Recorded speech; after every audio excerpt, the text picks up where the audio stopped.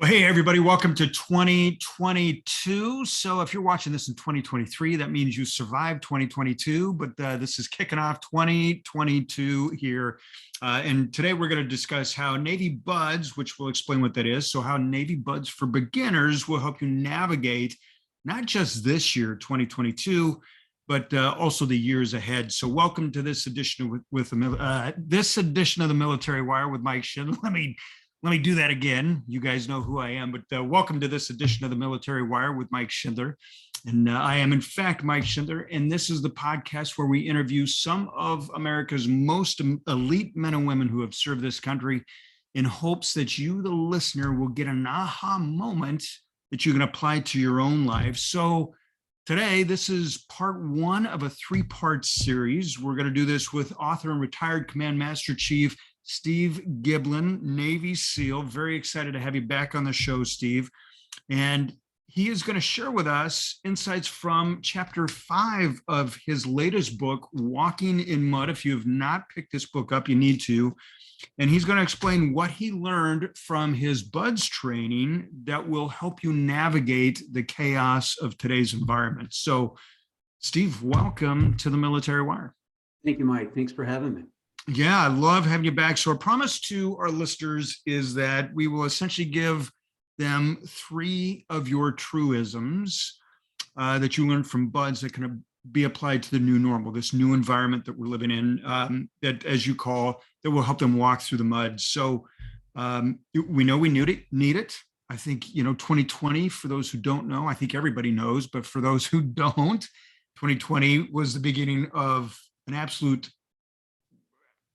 I don't know how to say it. I don't know if I want to say chaos or uncertainty, a combination of all of it. I think we all know, but it was a big global pandemic. And that became the new norm, this whole environment of volatility, uncertainty, and complexity, and all this ambiguity that went on all at once. So people were reeling, still are, I think, in many ways. So first of all, we say, okay, things that you learned in BUDS. Explain to our viewer what exactly is BUDS. BUDS is the basic underwater demolition SEAL training. Been around for decades, and they are the maritime component, the SEAL team's maritime component of U.S. Special Operations Command, who then falls under Department of Defense, obviously. Although a lot of people might think that SOCOM is kind of their own service, they're not. So we kind of answer to 2 masters on that one. So the commanding officer, or the admiral at headquarters, actually answers to the chief of naval operations, the 4-star at the Pentagon, and he also answers to the 4-star at Special Operations Command headquarters. BUDS is, as it means in the very first word, basic, and that is where a candidate actually goes and learns the basic ins and outs of being a Navy frogman, being a Navy SEAL. It's 26 weeks, starting with BUDS orientation, which, believe it or not, we have people quit during BUDS orientation. It's not easy. It's not a walk in the park, but it's basically you learn everything you need to know to get you through first phase, paddling boats through the surf zone, doing log PT, doing the obstacle course, running timed runs, timed ocean swims, things like that, things of that nature. You get to work on technique and things like that. Then at the end of BUDS orientation, you actually compete to class up.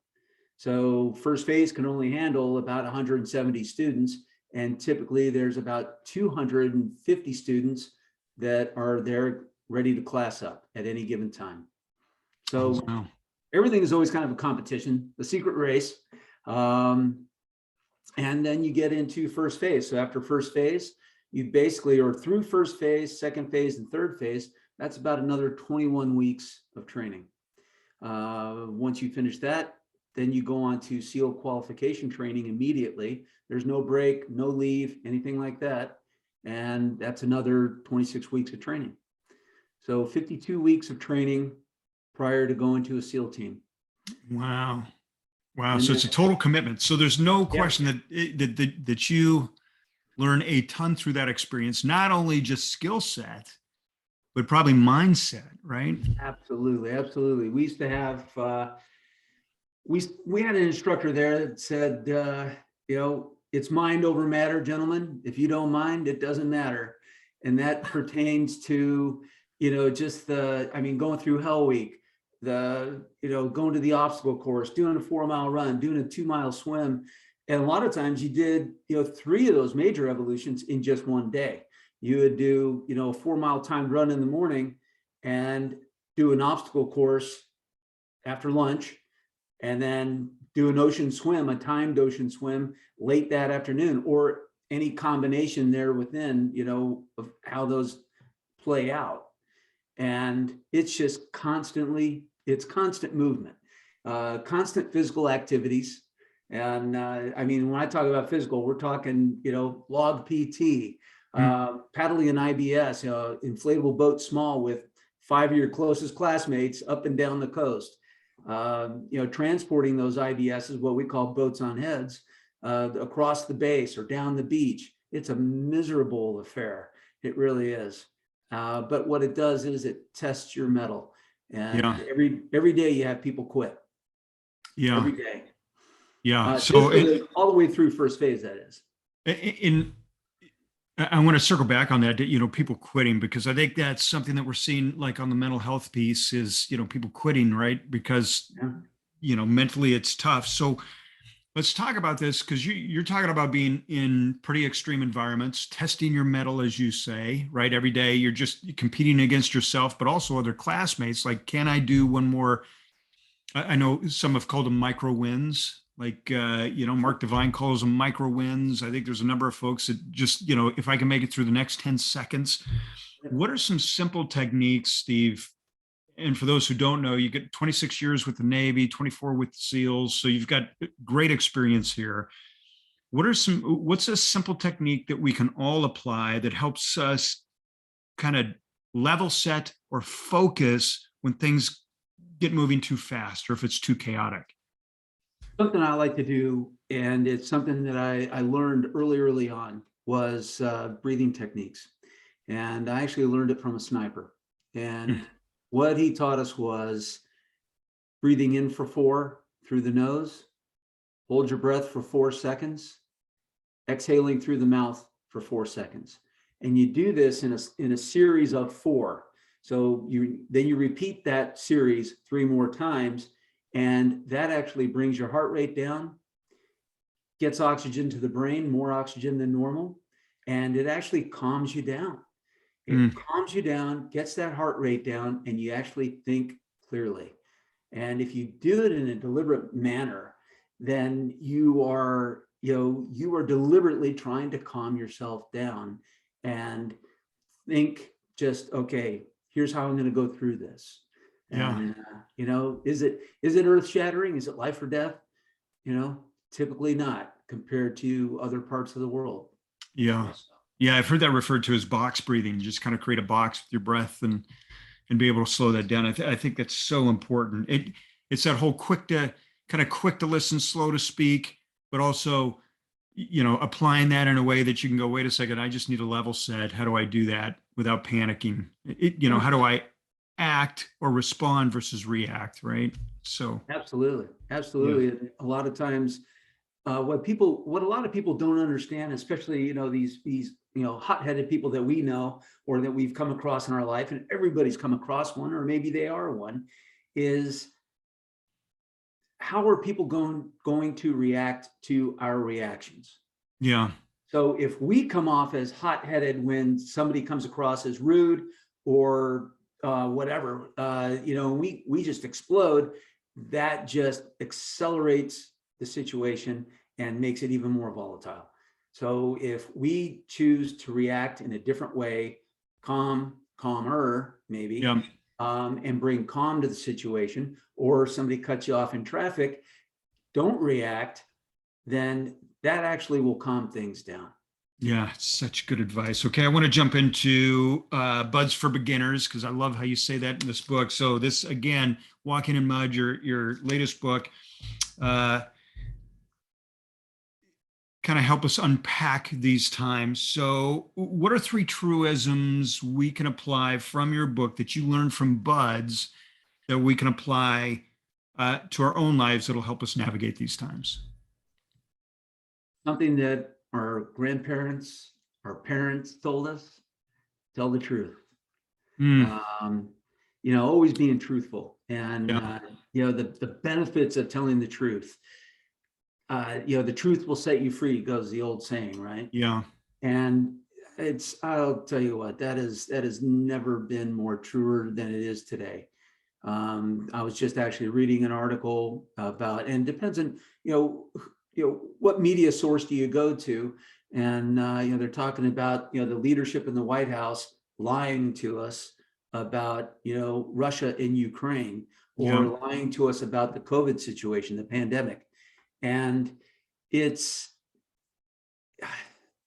and I don't want to break it down into the most simplistic terms, because I don't want to insult anybody. But if you tell the truth, you don't have to remember your lies.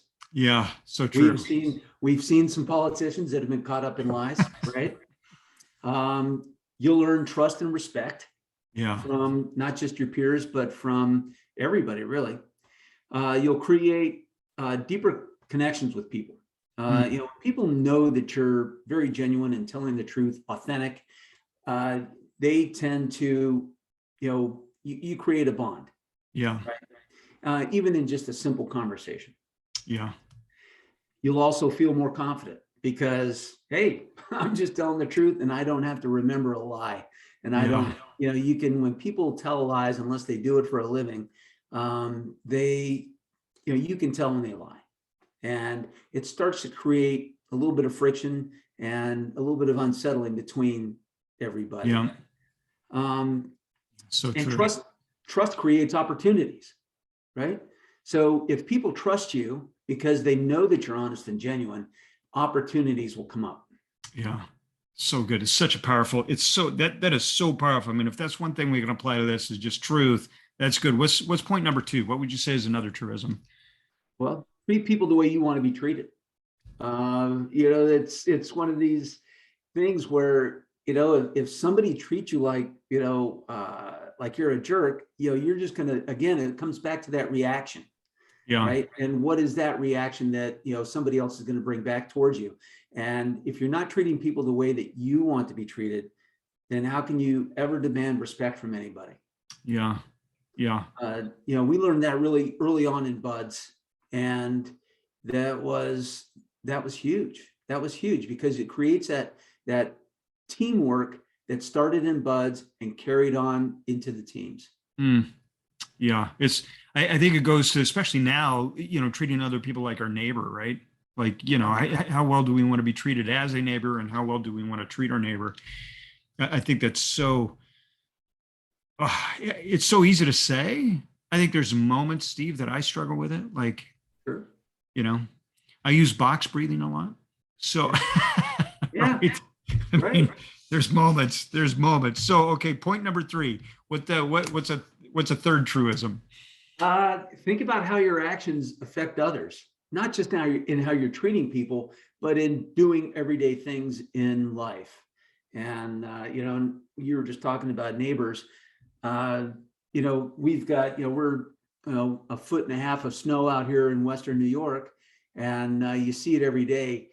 We've got people with snow blowers out there or with plows or something, and you'll invariably you get the person that is blowing his snow over to somebody else's property or blowing it out onto the main road in hopes that the snowplow, the county snowplow comes by and gets it, right?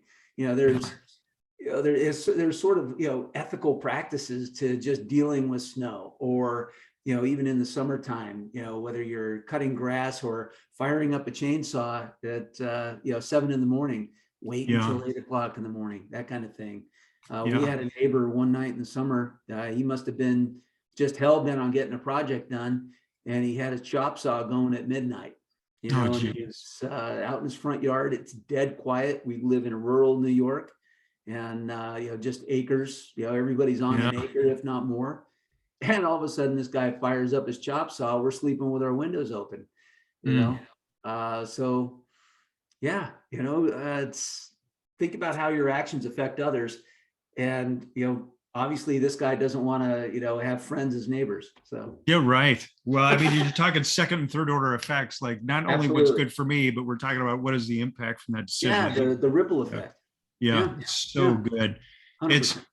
you've got so many great things in this book. This is, like I said, part one of a three-part series. We're going to talk about part two, and I don't want to give that away yet. But if you're watching this now, you got to get on to part two, because part two, we're going to be talking about something that's really, really important, which is about resilience. And so we'll dive deeper on that. But you guys got to pick up Steve's book, Walking in Mud. There's so many great truisms that you have in chapter 5. And so, how do people get a hold of this book here, Steve?